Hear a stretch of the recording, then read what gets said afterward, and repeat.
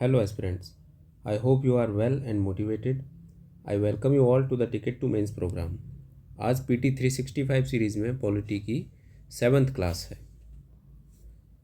अगर आपने चैनल को अभी सब्सक्राइब नहीं किया है तो please subscribe the channel and share the video as much as possible. चलिए डिस्कशन स्टार्ट करते हैं। आपको इस लेक्चर के नोट्स बनाने की ज़रूरत नहीं है, इसके PDF टेलीग्राम चैनल पर अपलोड कर दिए जाएंगे। आज का हमारा पहला टॉपिक है स्पेशल कैटेगरी स्टेटस। ये क्या होता है? Special category status 5th finance commission की रिकमेंडेशन पर इंट्रोड्यूस किया गया था। ये बेसिकली क्या होता है? It is a set of privileges और benefits which are provided to certain states जिनके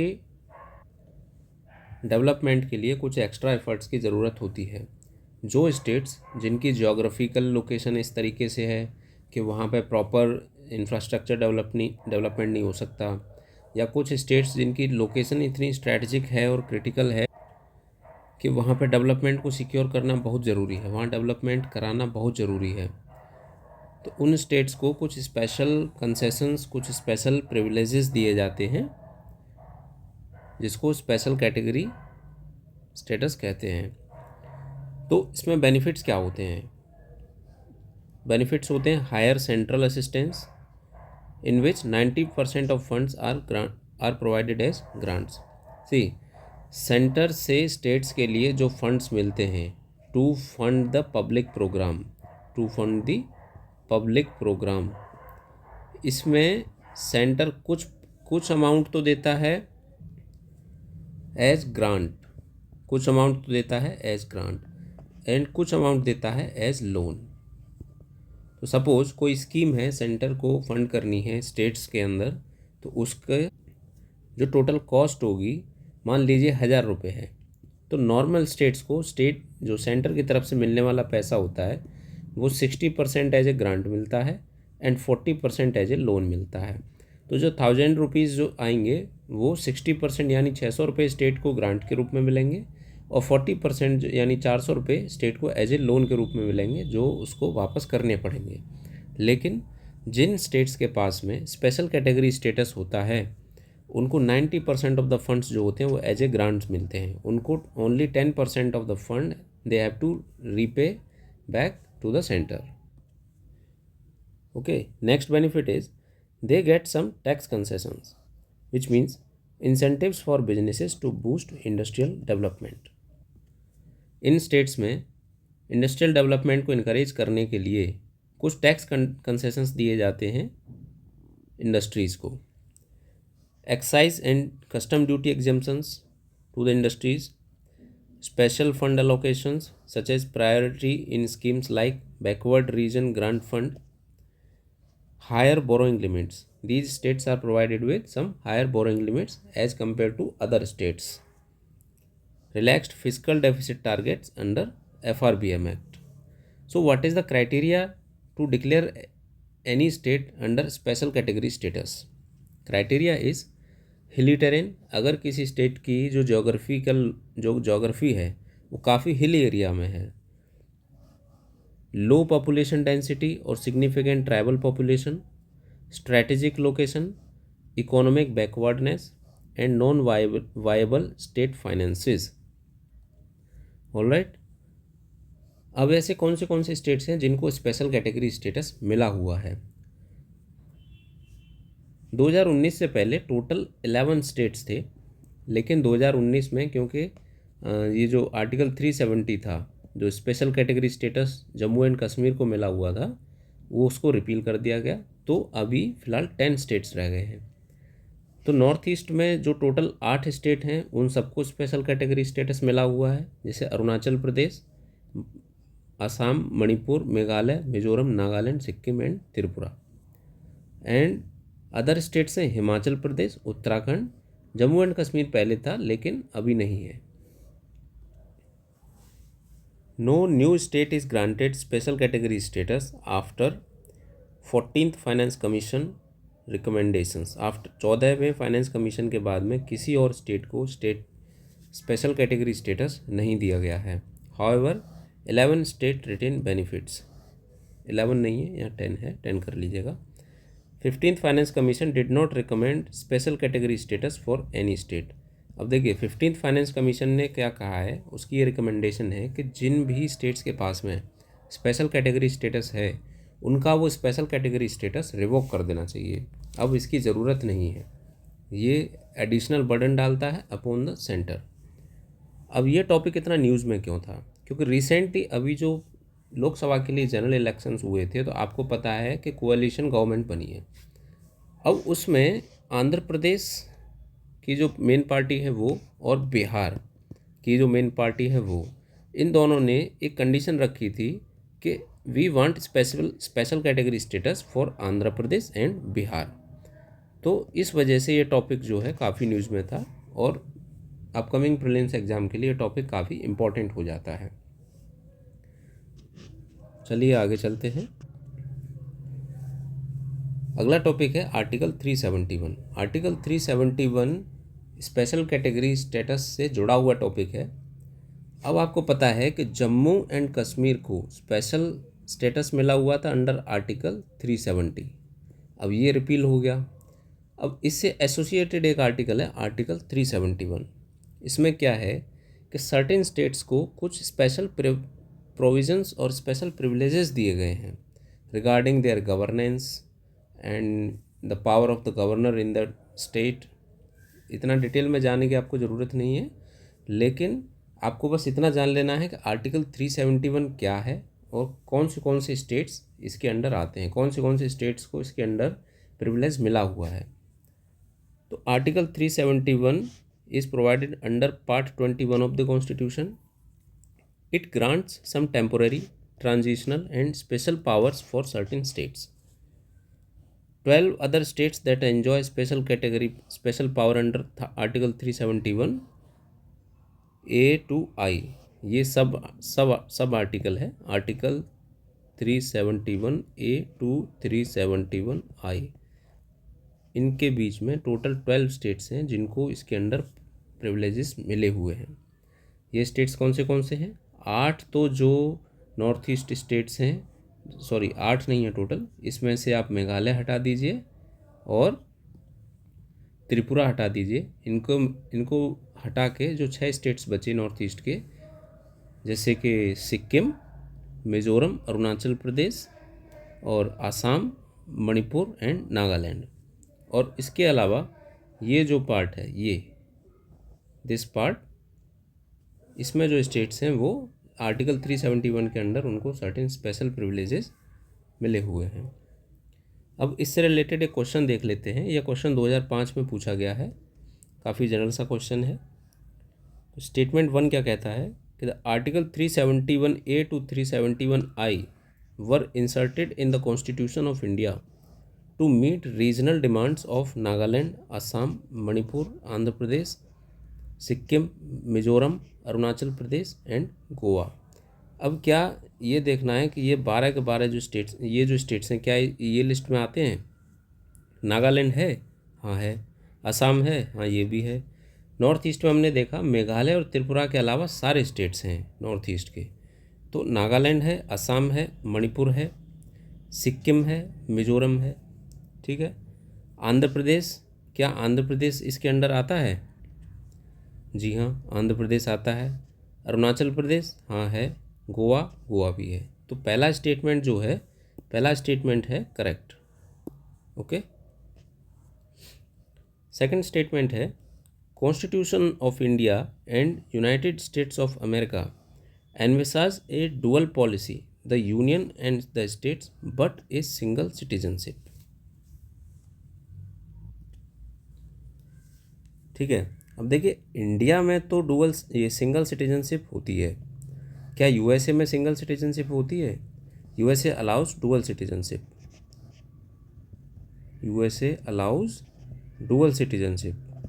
अब मान लीजिए आपको ये स्टेटमेंट के बारे में नहीं पता, आपको ये नहीं पता है कि यूएसए में डुअल सिटीजनशिप होती है या नहीं, या यूएसए की डुअल सिटीजनशिप के रिगार्डिंग एक कन्फ्यूजन अराइज हो सकता है कि 2 सिटीजनशिप ऑफ 2 कंट्रीज़ और 1 citizenship of union and 1 citizenship of state. ठीक है। तो अभी स्टेटमेंट को सेट असाइड कर देते हैं, साइड में रखते हैं, थर्ड स्टेटमेंट देखते हैं। थर्ड स्टेटमेंट है, an naturalized citizen of India can never be deprived of his citizenship. क्या ये सही है? क्या कोई भी सिटीजन इंडिया का किसी भी सिटीजन से सिटीजनशिप छीनी नहीं जा सकती? क्या ऐसा है? नहीं, ऐसा नहीं है। Citizenship of any citizen can be taken away in three methods. First one is termination, second one is deprivation, third one is renunciation.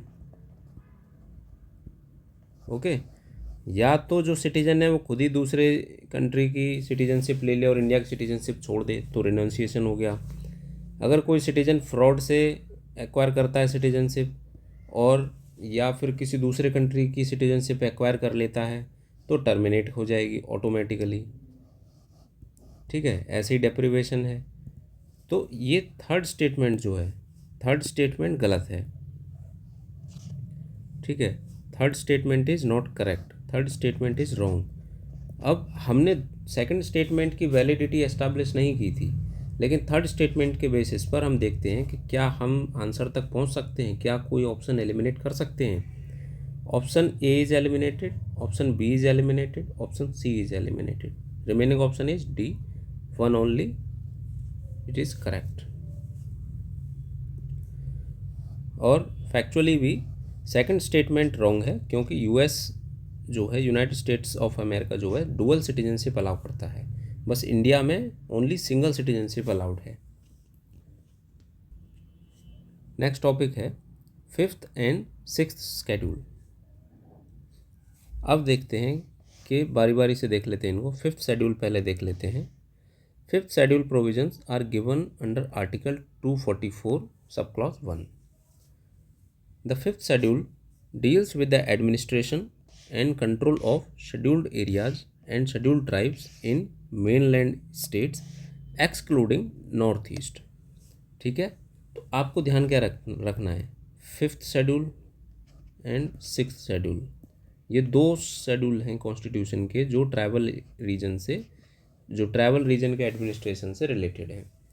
अब आप कैसे याद रखेंगे कि कौन सा स्टेट फिफ्थ शेड्यूल में आएगा, कौन सा सिक्स्थ शेड्यूल में आएगा? ये काफ़ी कन्फ्यूज़न हो जाता, कई बार हम लोग भूल जाते हैं, ध्यान नहीं रहता।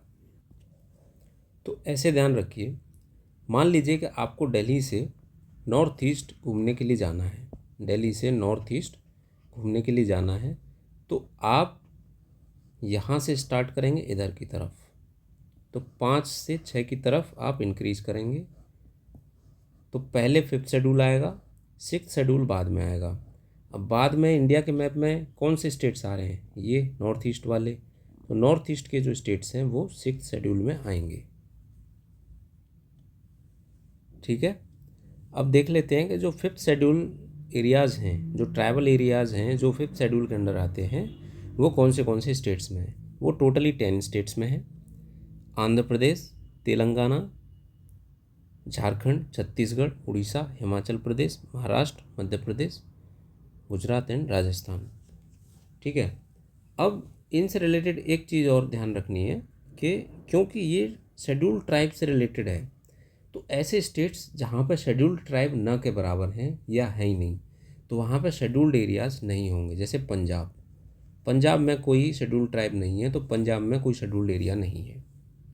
ठीक है, तो अगर ऑप्शन में पंजाब जैसा स्टेट आपको अगर दिखता है, ठीक है, अगर पंजाब जैसा स्टेट आपको दिखता है, तो वहाँ पे आपको उसको रॉन्ग मार्क करना है। Administration, the governor has special powers in fifth schedule areas regarding what? The governor can declare, alter और modify schedule areas. Okay, governor can prevent the application of parliament और state laws in scheduled areas और modify them. Governor चाहे तो, governor के पास ये power होती है कि फिफ्थ शेड्यूल एरिया में जो ट्राइबल एरियाज़ हैं उनके अंदर पार्लियामेंट और स्टेट का कौन सा लॉ अप्लाई होगा, कौन सा लॉ एप्लीकेबल नहीं होगा, और होगा भी तो he can modify the laws made by the parliament and states to implement in the scheduled areas. Okay. Next is Tribal Advisory Council. ये क्या होते हैं? A Tribal Advisory Council is mandatory for these states. It advises the government on tribal matters. ये basically कुछ नहीं है. It is like panchayat in tribal area. Not really panchayat, but I am giving a reference here. It is like a panchayat or a assembly. ठीक है. इसका composition होता है कि इसमें टोटल 20 मेंबर्स होते हैं.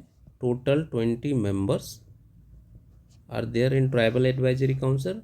और एक कंडीशन होती है कि 3/4 जो इसके मेंबर्स हैं they are representatives of scheduled tribes. Means इस ट्राइबल एडवाइजरी काउंसिल के 3/4 मेंबर्स जो हैं वो एसटी ही होने चाहिए. They must be scheduled tribes in the state legislative assembly. Means जो एमएलएज हैं एसटी कम्युनिटी के, जो शेड्यूल्ड ट्राइब की सीट्स पर एमएलएज चुन के आए हैं वो. मीन्स ट्राइबल एडवाइजरी काउंसिल के कितने मेंबर होते हैं? Total 20. All 20 members should be scheduled tribes and at least 3/4 of the members of tribal advisory council must be MLAs belonging to ST seat. ठीक है.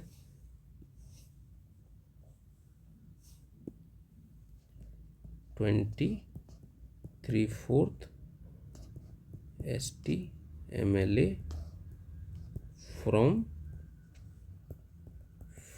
5th schedule region. ओके. और इसको area correct कर लेते हैं. 5th schedule area. Okay. तो ये tribal advisory council क्या करती है? ये एडवाइस करती है गवर्नर को on tribal matters. Governance and autonomy. अब ट्राइबल एरियाज़ में नॉर्मल जो 73rd and 74th amendment act जो लाए गए थे, जो पंचायती राज इंस्टीट्यूशंस को एस्टैब्लिश करते हैं, उनके प्रोविजंस इस ट्राइबल एरिया में लागू नहीं होते. अब इस ट्राइबल एरिया में लोकल इंस्टीट्यूशंस को कैसे एस्टैब्लिश किया जाता है? द लोकल इंस्टीट्यूशंस और gram sabhas for self governance are established in tribal areas under the panchayat extension to scheduled areas act और PESA act. Okay. Tribal people have special land and resource rights which are covered under Forest Rights Act. Forest Right Act. Let's discuss now 6th schedule areas. 6th schedule areas are given under Article 244 and 275. जो काम 5th schedule के provisions कर रहे थे for the tribal regions excluding the north east region, वही provision 6 schedule, वही काम 6 schedule के प्रोविजंस करेंगे. लेकिन 6 शेड्यूल में नॉर्थ ईस्टर्न स्टेट्स के लिए कुछ एडिशनल प्रोविजंस दिए गए हैं, इसलिए ये अलग से शेड्यूल लाने की ज़रूरत पड़ी. तो the 6th schedule provide greater autonomy to tribal areas in north eastern states by establishing autonomous district councils. Sorry, थोड़ा ओवरलैप हो गया है ये. The autonomous district councils. Its key features are: this schedule is applicable to 4 states: Assam, Meghalaya, Tripura, Mizoram. Make my trip to Assam. Okay, make my trip to Assam. What are autonomous district councils? These are created in tribal areas for self-rule and self-governance. They have executive, legislative and judicial powers over local administration. They can make laws on land, forest, inheritance, marriage and social customs. तो जो autonomous district councils हैं, they are like mini legislative assemblies. Okay, they are like mini legislative assemblies. They have very much executive power, legislative power and judicial power. वो इन matters पे जैसे land हो गया, forest हो गया, इनहेरिटेंस, मैरिज, सोशल कस्टम्स, इनके ऊपर law भी बना सकते हैं, उनके ऊपर डिस्प्यूट्स को सेटल भी कर सकते हैं, उनके ऊपर एग्जीक्यूटिव एक्शंस भी ले सकते हैं। What is the governor's role? Governor can form, modify और dissolve autonomous districts. He has the power to intervene but with limited authority. The acts of parliament on the state legislature do not apply to autonomous districts and autonomous regions or apply with specific modifications and exceptions. More autonomy is given to 6th schedule areas than 5th schedule areas. Autonomous district councils have more power than tribal advisory councils in 5th schedule. They control taxation, land, forest and local governance. अब इसमें एक provision और है कि in tribal regions में जो 6th schedule area में है, अगर वहाँ पे माइनिंग के लिए अगर कोई लीज वगैरह देना है, अगर कोई प्रोजेक्ट स्टार्ट करना है जिसके लिए लैंड को एक्विजिशन की ज़रूरत है, तो उसके लिए वहाँ की जो ऑटोनोमस डिस्ट्रिक्ट काउंसिल है उसकी परमिशन ज़रूरी होती है। ठीक है, अब इन टॉपिक से रिलेटेड कुछ क्वेश्चंस देख लेते हैं। पहला क्वेश्चन है 2015 में पूछा गया है, the provisions in the 5th schedule and 6th schedule in the constitution of India are made in order to. अब स्टेटमेंट बाय स्टेटमेंट देखते हैं। Statement A, protect the interest of scheduled tribes. Yes, it seems to be correct. Option B, determine the boundaries between states. क्या ये boundaries determine करता है? Boundaries कौन determine करता है? आर्टिकल 2 एंड 3 इसके अंडर बाउंड्रीज डिटरमाइन की जाती हैं, इसके अंडर बाउंड्रीज को भी अमेंड किया जाता है। तो ये स्टेटमेंट तो गलत है। Determine the powers, authority and responsibilities of panchayats. अब देखिए, पंचायत्स के लिए कौन सा एक्ट है ट्राइबल एरियाज में? पेसा एक्ट। ठीक है, अब 6th शेड्यूल में पंचायत से रिलेटेड इतने प्रोविजंस नहीं हैं, इसीलिए पैसा एक्ट लाया गया। ठीक है, तो ये स्टेटमेंट भी रॉन्ग है। Protect the interests of border states, क्या ये पर्पस था इसका? नहीं। 5th शेड्यूल और 6th शेड्यूल लाने के लिए ये पर्पस नहीं था, बल्कि इसका उल्टा था कि protect the interest of tribal regions, of tribal population. ठीक है, तो ये स्टेटमेंट भी रॉन्ग है। तो हमारा सही स्टेटमेंट कौन सा बचा? ये। तो क्वेश्चन सॉल्व करते इस टाइम प्रीलिम्स एग्जाम में बस एक बात ध्यान देनी है कि you don't have to find the right answer, you have to identify the wrong options and after eliminating the wrong option you will automatically reach to the right answer. Next question is 2013 में पूछा गया है, the government enacted the panchayat extension to scheduled areas PESA Act in 1996, which one of the following is not identified as its objective? निम्नलिखित में से कौन सा इसका ऑब्जेक्टिव नहीं है?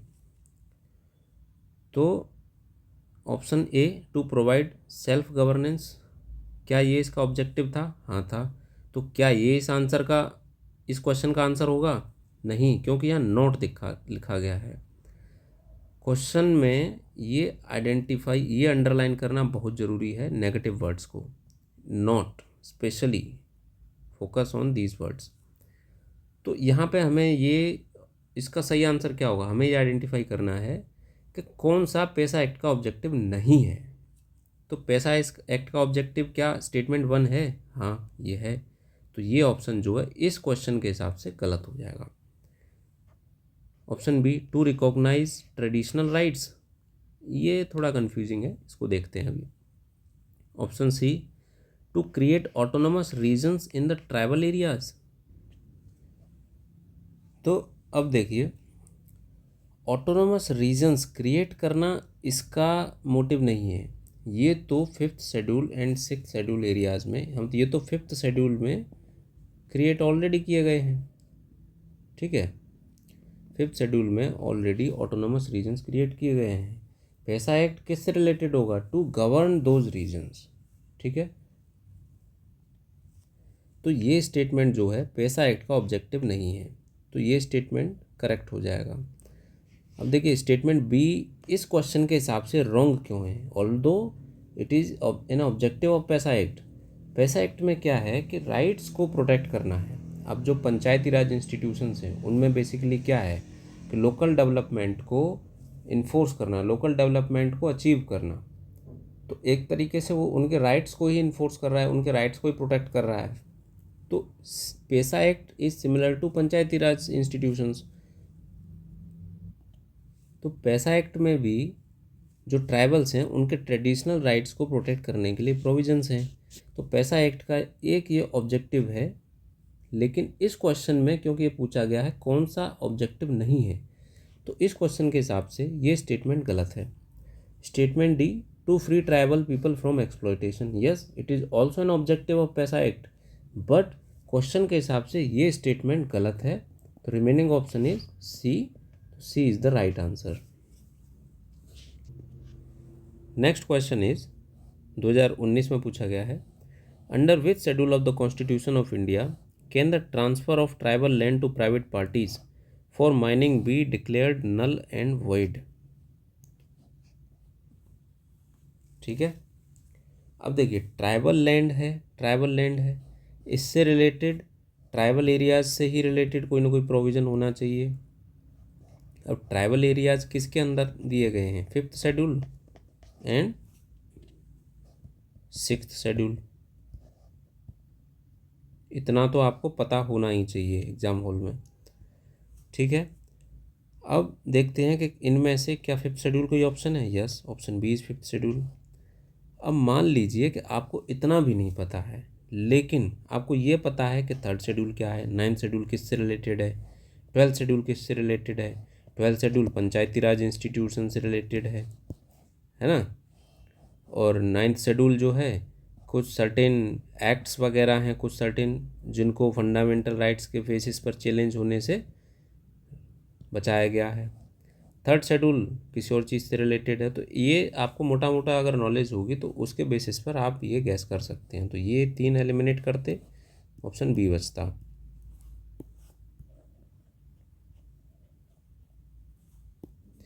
अगला क्वेश्चन है 2012 में पूछा गया है कि ये भी पैसा एक्ट से रिलेटेड है। In areas covered under the PESA act what is the role power of the gram sabha. Gram सभा की क्या पावर होती है पैसा एक्ट के अंडर आने वाले एरियाज में। तो पहला स्टेटमेंट है, gram sabha has the power to prevent alienation of land in scheduled areas. Yes, it has the power. Gram sabha has the ownership of minor forest produce.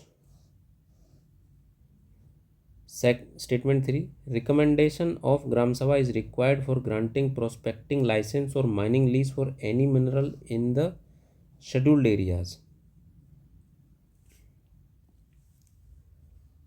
अब ये एनी मिनरल लिखा हुआ है। अब मिनरल देखिए 2 प्रकार के होते हैं, एक माइनर मिनरल और एक मेजर मिनरल। ठीक है, ये 2 कैटेगरी में इनको बांटा गया है, minor mineral and major mineral. अब मेजर मिनरल्स के लिए अगर आप जो बड़े बड़े मिनरल्स हैं, जो जैसे आयरन हो गया, कॉपर हो गया, एल्युमिनियम का जो ओर है, उनके लिए अगर आप ग्राम सभा से बार बार परमिशन लेने जाएंगे तो कई बार क्या होगा कि लोग, किसी ने अगर उनको भड़का दिया तो वो हो सकता है धरने पर बैठ जाएं या वो रजिस्ट करें परमिशन देने से। तो ये देश की इकोनॉमी के लिए अच्छा नहीं होगा। ठीक है, और फिर major minerals are controlled by the central government. ठीक है, अब लेकिन माइनर मिनरल्स में इतना रिस्क नहीं है, माइनर मिनरल्स में इतना प्रॉब्लम नहीं है। तो ये स्टेटमेंट ठीक नहीं हो सकता, ये statement is wrong, this statement is wrong. ठीक है, तो यहाँ पे माइनर मिनरल्स होता है, ग्राम सभा की परमिशन रिक्वायर होती है अगर आप गवर्नमेंट को किसी को माइनर मिनरल को ये एक्सप्लोरेशन और एक्सप्लॉयटेशन करना हो तो उसके लिए ग्राम सभा से परमिशन लेनी होती है। तो स्टेटमेंट 3 इज़ रॉन्ग। अब इसके बेसिस पर हम देखते हैं कि हम कौन सा क्वेश्चन एलिमिनेट, कौन सा ऑप्शन एलिमिनेट कर सकते हैं। Statement 3 option D is eliminated, option C is eliminated. Now remaining is option A and B. अगर आपको ये पता है कि स्टेटमेंट 2 इज़ करेक्ट और not, then you can clearly identify the answer. अगर आपको ये नहीं पता है, then here you can take 50-50 guess, ठीक है। लेकिन स्टेटमेंट 2 इज़ राइट, तो option B is correct answer. Next topic है रीऑर्गेनाइजेशन ऑफ स्टेट्स। इससे क्वेश्चन कभी कभी पूछा जाता है। इससे रिलेटेड जो कमिटीज़ हैं, जो स्टेट रीऑर्गेनाइजेशन से रिलेटेड कमिटीज़ हैं पास्ट में, वो हैं एस के धर कमीशन। इसका देखिए बेसिकली क्वेश्चन रीऑर्गेनाइजेशन का उठा क्यों डिमांड उठी। The demand was that the state should be reorganized on linguistic lines, state should be created on linguistic lines after the independence. अब अलग अलग रीजन में अलग अलग लोगों के बीच में जो अलग अलग लिंग्विस्टिक कम्युनिटीज़ थी, जैसे Telugu speaking people, Kannada speaking people, Tamil speaking people, तो उनकी डिमांड थी कि तेलुगु स्टेट अलग होना चाहिए, तमिल बेस्ड स्टेट अलग होना चाहिए, कन्नड़ बेस्ड स्टेट अलग होना चाहिए। तो इसको एक्सप्लोर करने के लिए तब की गवर्नमेंट ने कुछ कमिटीज़ बनाई कि क्या ये पॉसिबल है, या लिंग्विस्टिक बेसिस एक रैशनल बेसिस है या नहीं स्टेट्स को रीऑर्गेनाइज करने के लिए। तो पहली कमेटी थी एस के धर कमीशन। इन्होंने रिजेक्ट कर दिया था language as a basis for reorganisation of states. Next थी JVP committee, Jawaharlal Nehru Vallabh bhai Patel committee. They also rejected language as a basis. Third one was Fazal Ali commission. इन्होंने रिकॉग्नाइज तो कर लिया था, लेकिन साथ में और भी फैक्टर्स आइडेंटिफाई किए थे। इन्होंने कहा था कि language should not be the sole basis for creation of a state, for reorganisation of boundaries of a state. This committee also identified 3 other factors which must be taken into consideration for reorganization of states. ये क्या थे? Preservation and strengthening of unity and security. Linguistic basis they accepted, yes. Financial, economic and administrative considerations. Planning and promotion of welfare of people and nation as a whole. अब हम discuss करते हैं कि constitution में क्या provisions हैं जो ये अलाउ करते हैं कि किसी भी स्टेट को रीऑर्गेनाइज किया जा सकता है या नहीं। तो पहला है article 2। It allows for admission और establishment of new states. It empowers the parliament to admit new states into India और क्रिएट न्यू स्टेट्स।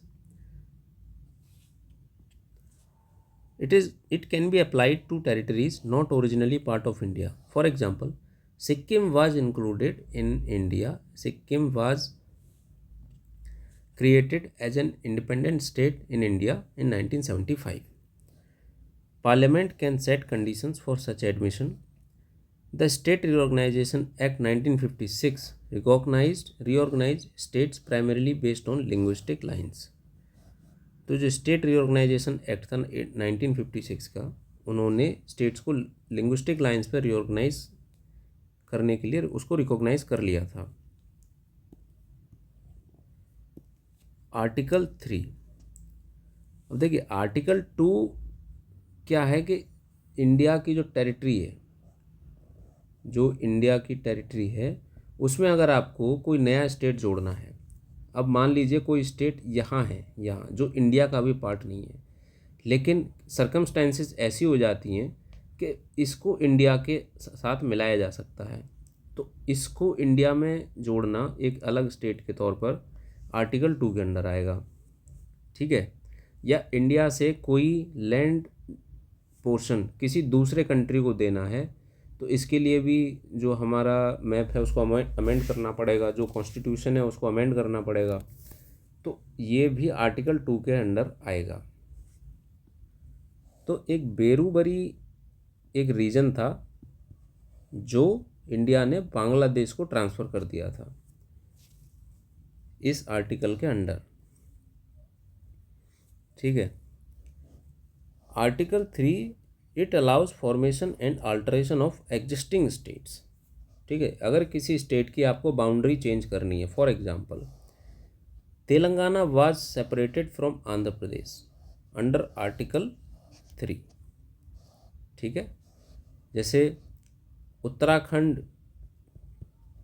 उत्तराखंड को यूपी से अलग किया गया था, उत्तर प्रदेश से अलग किया गया था।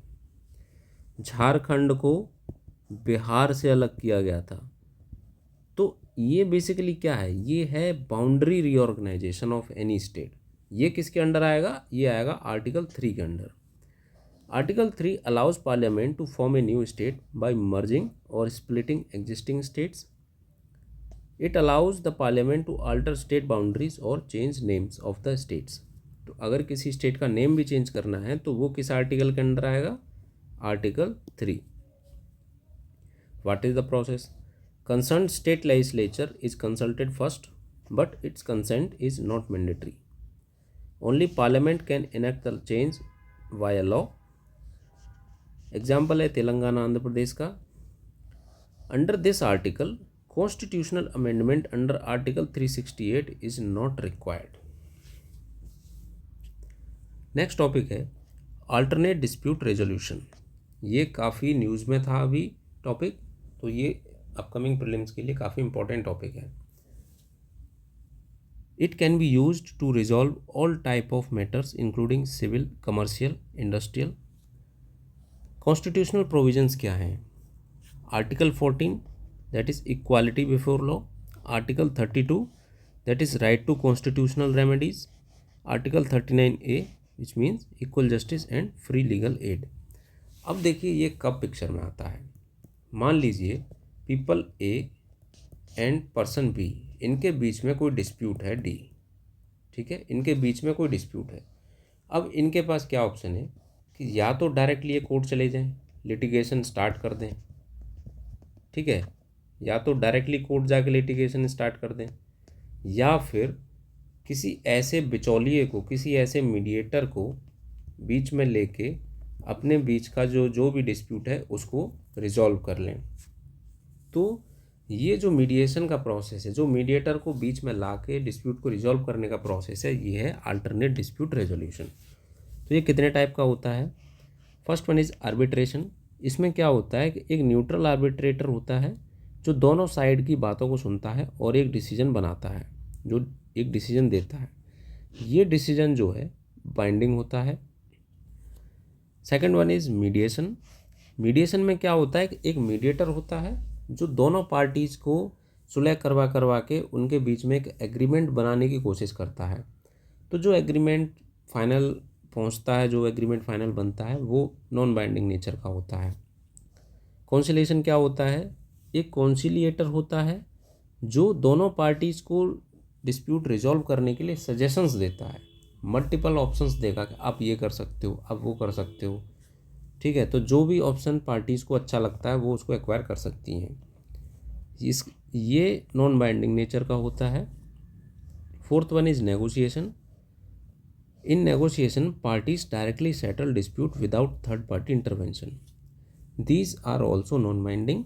And the last one is Lok Adalat. Lok Adalat are a type of institution which are created to settle disputes without litigation. Okay, so the disputes are settled by lok adalat and these are non-binding nature. Sorry, binding nature. These are of binding nature. तो अभी ये topic news में क्यों था कि हाल फिलहाल में अभी मीडिएशन एक्ट को पास किया गया है पार्लियामेंट के द्वारा। इसके प्रोविजंस अभी देख लेते हैं। अब पेपर में हो सकता है डायरेक्टली पूछ दें कि मीडिएशन एक्ट के प्रोविजंस क्या हैं। वैसे इस तरीके से क्वेश्चन पूछना ना के बराबर के चांस होते हैं, लेकिन क्वेश्चन इससे आएगा तो आएगा कैसे? अब क्योंकि ये मीडिएशन एक्ट मीडिएशन पर है तो यहाँ पे मीडिएशन से रिलेटेड टॉपिक पूछा जा सकता है, मीडिएशन से रिलेटेड क्वेश्चन पूछा जा सकता है। एक तो ये नेचर हो गया कि व्हाट इज़ मीडिएशन, ठीक है, व्हाट इज़ मीडिएशन। अब इस एक्ट का एक प्रोविज़न है कि mediation is voluntary, mediation process is voluntary. ये मैंडेटरी नहीं है कि दो पार्टीज़ हैं जिनके बीच में डिस्प्यूट है उनको मीडिएशन कराना ही कराना है। तो यूपीएससी हो सकता है स्टेटमेंट दे दे कि it is mandatory for two disputing parties to conduct a mediation, ठीक है, before going to court. Before going to court. लेकिन ये स्टेटमेंट रॉन्ग हो जाएगा क्योंकि ये मैंडेटरी नहीं है, ये वॉलंटरी है। अब इसकी टाइमलाइन के बेसिस पर कोई भी क्वेश्चन बन सकता है। तो टाइमलाइन क्या है एक्ट के अंदर? The mediation must be completed with in 120 days which may be extended by another 60 days with consent of both parties. अब मीडिएशन एक्ट में एक बॉडी का ऑर्गेनाइजेशन किया गया है, that is mediation council of India. इसका कंपोजिशन है, बहुत ज़्यादा इंपॉर्टेंट नहीं है, लेकिन देख लेते हैं।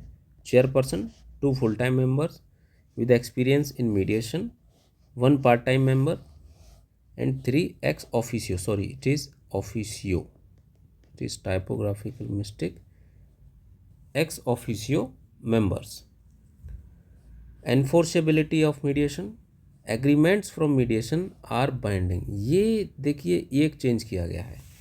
पहले क्या था कि mediation was non binding, but इस एक्ट के आने के बाद में मीडिएशन का जो एग्रीमेंट होगा वो बाइंडिंग होगा and enforceable like court judgements.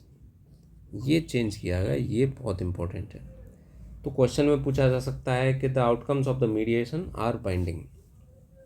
The verdict can be challenged in competent court within 90 days। Disputes which are not fit for mediation, किन किन चीज़ों में, किन किन डिस्प्यूट्स में आप मीडिएशन नहीं करा सकते?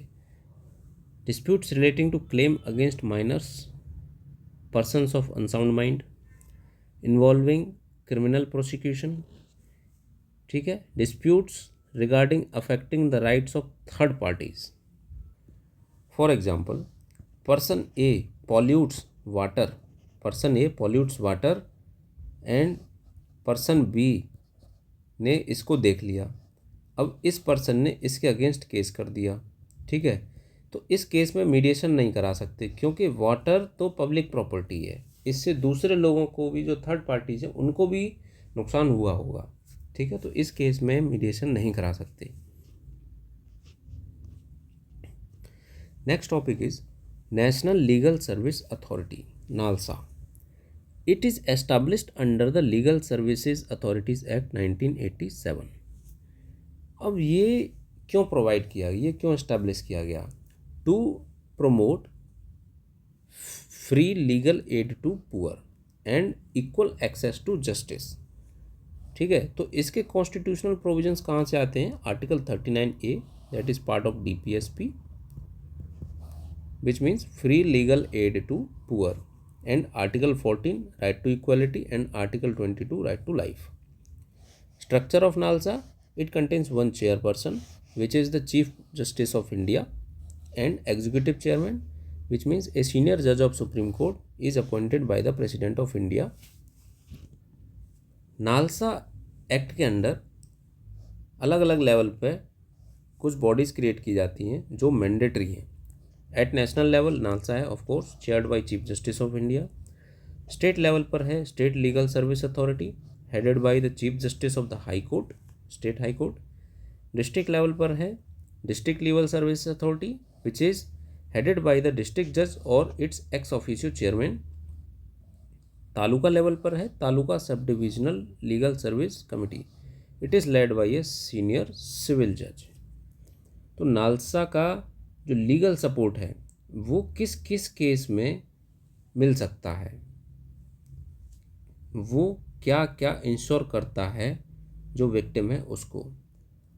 Alternative dispute resolution, free legal add, it mandates लोक अदालत्स, इट क्रिएट्स और it promotes legal awareness, it provides victims with compensation, ठीक है। नालसा चाहे तो, जो लीगल सर्विस अथॉरिटी है वो चाहे तो विक्टिम्स को कंपनसेशन भी ग्रांट करा सकती है। अब what is the eligibility for legal services, for free legal services? कौन से लोग हैं जो फ्री लीगल सर्विसेज के लिए एलिजिबल हैं? सबसे पहला है तो women and children, members belonging to scheduled caste and scheduled tribes, industrial workers, disaster victims, disabled persons, persons in custody, low income individuals, income less than 5 lakhs, ठीक है, income less than 5 lakhs, इसको ध्यान रखिएगा। मैं इसको edit करके upload कर दूंगा। विक्टिम्स ऑफ ह्यूमन ट्रैफिकिंग और फोर्स्ड लेबर, ठीक है। अब इससे रिलेटेड कुछ क्वेश्चंस हम देख लेते हैं।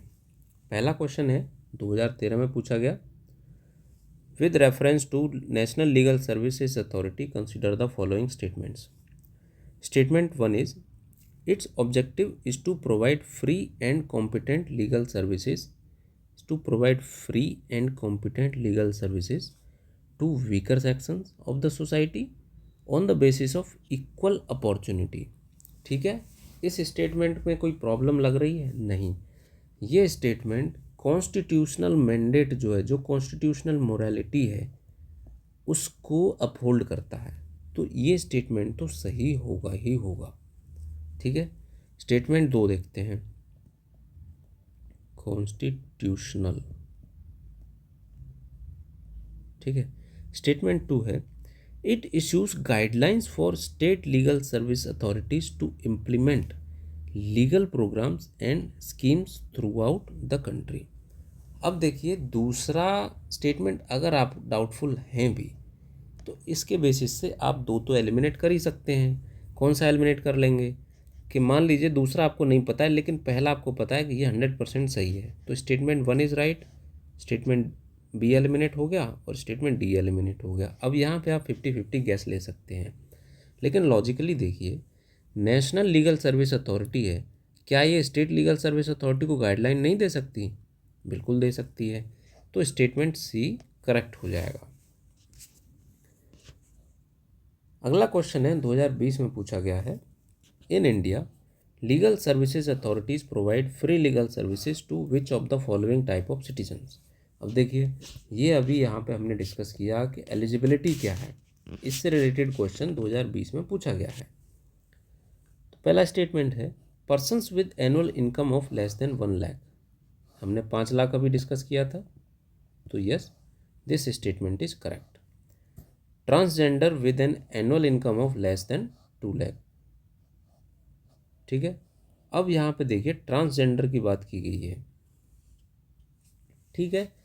अभी हमने यहाँ पे ट्रांसजेंडर कहीं भी मेंशन नहीं किया गया है, लेकिन हो सकता है स्टेटमेंट काफ़ी कंफ्यूजिंग लगे, तो इसको अभी साइड में करके चल लेते हैं। Statement 3 is, members of other backward classes with annual income of less than 3 lakh. ये भी ऑब्सक्योरिंग सा स्टेटमेंट है, ये डेफिनेटली हमको नहीं पता है, लेकिन इसको साइड करके चलते हैं। स्टेटमेंट 4, ऑल सीनियर सिटीजन्स, क्या सबको हम लीगल सर्विसेज देंगे? मान लो कोई सीनियर सिटीजन है जिसकी पेंशन ही 2 लाख रुपए आ रही है, जिसकी पेंशन ही 1.5 लाख रुपए आ रही है, क्या उसको भी हम फ्री लीगल सर्विसेज देंगे? क्या वो डिजर्व करता है? डिजर्व तो करते हैं, लेकिन ज़रूरी नहीं है, ठीक है। तो स्टेटमेंट जो 4 है, statement 4 seems to be wrong. अब स्टेटमेंट 4 के बेसिस पर अब हम देखते हैं कि कौन सा ऑप्शन हम एलिमिनेट कर सकते हैं। Option D eliminated, option be eliminated. अब स्टेटमेंट 2 और 3 का देखिए हमें नहीं पता, लेकिन स्टेटमेंट 1 का हमें पता है कि एक तो ये 1 लाख इनकम के साथ में ये सही है ही है। तो कौन से ऑप्शन में स्टेटमेंट 1 आ रहा है? स्टेटमेंट 1 ऑप्शन ए में आ रहा है, तो ऑप्शन ए ठीक है, option A is the correct answer. अगला टॉपिक है लोक अदालत। ये कनेक्टेड टॉपिक है प्रीवियस टॉपिक से, तो इसको देख लेते हैं। ए Lok Adalat is an alternative dispute resolution mechanism. It operates under NALSA, state legal services authorities, ठीक है। नालसा का ही मैंडेट है कि लोकल लेवल पर लोक अदालत क्रिएट की जानी चाहिए। तो लोक अदालत के की फीचर्स क्या हैं? It provides speedy justice, there is no court fee, its decisions are binding, and it reaches to the outcome on the basis of a compromise, means both parties must agree to a settlement. The Lok Adalat bench, consisting of judicial officer, lawyer and a social worker, hears both sides of the dispute. Means लोक अदालत की जो bench होती है उसमें कितने officers होते हैं, कितने डिसाइडिंग ऑफिसर्स होते हैं जो केस को डिसाइड करने में हेल्प करते हैं। एक तो है जुडिशियल ऑफिसर, एक होता है उसमें लॉयर, और एक होगा कोई सोशल वर्कर। ठीक है। जुरिस्डिक्शन क्या है लोक अदालत की, किस किस टाइप के केसेस सुन सकती है। पहला है civil cases like property dispute, land dispute, matrimonial cases, contractual disputes. Second is motor accident claims. Third is banking and debt recovery, settlement of loans, labour disputes, family and matrimonial disputes, criminal cases, only compoundable offences. A Lok Adalat award is final and binding with no appeal. Lok Adalat का जो भी decision होगा वो final होता है, binding होता है, उसके अगेंस्ट कोई अपील नहीं की जा सकती किसी भी कोर्ट में। बस कंडीशन एक अलग ये है कि एक रिट पिटीशन फाइल की जा सकती है हाई कोर्ट में, provided that there are procedural errors और jurisdictional overreach by the Lok Adalat. ऐसा कोई मुद्दा जो लोक अदालत की जुरिस्डिक्शन में आता ही नहीं है या लोक अदालत से कोई प्रोसीजरल एरर हो गई है, तो उस केस में हाई कोर्ट में अपील की जा सकती है। अब देखिए ये एक डायग्राम है जो इस जुरिस्डिक्शन ऑफ लोक अदालत को डिपिक्ट करता है। That is just a way to easy to understand the topic. अब इससे रिलेटेड कुछ क्वेश्चंस हम डिस्कस कर लेते हैं। With reference to Lok Adalat, ये क्वेश्चन 2010 में पूछा है। With reference to Lok Adalat which of the following statement is correct. अब देखिए अपनी स्ट्रेटजी हम ध्यान में रखते हैं। Identify the wrong options, you will reach to the right option. ठीक है। अब स्टेटमेंट वन बाय वन पढ़ते हैं। Lok Adalat have the jurisdiction to settle the matters at pre litigative stage and not those matters pending before any court. अब देखिए ये provision हो सकता है पता हो सकता है नहीं भी पता हो। आगे देखते हैं। Lok Adalat can deal with matters which are civil and not criminal in nature. क्या ऐसा है?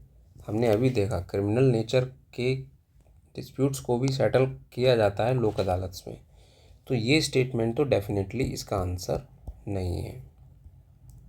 ठीक है। एवरी लोक अदालत कंसिस्ट्स ऑफ आइदर सर्विंग और retired judicial officers only and not any other person. अभी हमने देखा कौन कौन होते हैं लोक अदालत में, एक जुडिशियल ऑफिसर, एक लॉयर और एक सोशल वर्कर। तो ये स्टेटमेंट भी रॉन्ग है। अब देखिए बचा कौन सा, statement D and statement A. अब इस पे हम 50-50 गैस ले सकते हैं विद आवर इंस्टिंक्ट। अब क्योंकि स्टेटमेंट ए भी जो है ये गलत है, क्योंकि लोक अदालत में जो मैटर्स कोर्ट के सामने पेंडिंग है उनको भी लोक अदालत में डील किया जा सकता है। कोर्ट चाहे तो डायरेक्ट कर सकती है कि ये मैटर पहले लोक अदालत में सुलझा के लाइए। तो option D, option A is also wrong, तो option D is correct here.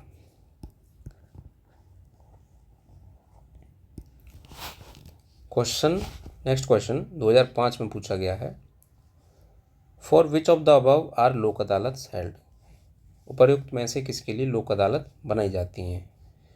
Dispute with mobile cellular companies, motor accident cases, pension cases. अभी हमने देखा जुरिस्डिक्शन में, यस इसके लिए होती हैं, यस इट इज़ करेक्ट। अब देखिए इस टाइप के क्वेश्चन जो होते हैं ना, रेयरली चांस होता है कि इनमें से कोई भी इससे एक्सक्लूड होगा। ठीक है। इतना याद करने की एक्सपेक्टेशन नहीं रखी जाती है किसी भी एस्पिरेंट से कि वो एकदम हवाई तूफ़ानी बंदा होगा और 100 में से 100 चीज़ें याद करके आएगा। तो वहाँ पर कहीं ना कहीं आप गैस वर्क कर सकते हैं, अपने इंस्टिंक्ट्स पर भरोसा करके आंसर को टिक कर सकते हैं। तो ऑब्वियसली ये ऑप्शन जो है ये सारे सही हैं, तो option D is the correct answer. अगला क्वेश्चन है 2009 में पूछा गया है। With reference to Lok Adalat consider the following statements. Which of the statement given above is are correct. Statement A, an award made by Lok Adalat is deemed to be a decree of a civil court and no appeal lies against thereto any court. Yes, this statement is correct. Option, अब देखिए एक statement आपको पता चल गया इस case में, तो आप दो ऑप्शन एलिमिनेट कर सकते हैं, मीन्स नाइदर 1 और 2 एंड 2 ओनली, बचा सिर्फ ए और सी। मैट्रिमोनियल और family disputes are not covered under Lok Adalat, ये ऑब्वियसली गलत है। Matrimonial and family disputes are also covered under Lok Adalat, so statement 2 is wrong, तो option C is wrong, remaining option is option A. So that is all for today. Thank you friend. Our target is कि हम PT 365 के सारे topics को, सारे subjects के topics को comprehensively March and तक ख़त्म कर लेंगे, मार्च एंड तक कवर कर लेंगे, जिससे कि आपके पास अप्रैल और मई का टाइम बचे रिवीजन के लिए। ठीक है, तो see you in the next video. Till then, keep studying, stay healthy, stay motivated, keep revising previous year questions and share this video as much as possible. इसके PDF नोट्स आपको Telegram channel पर मिल जाएंगे। Thank you very much.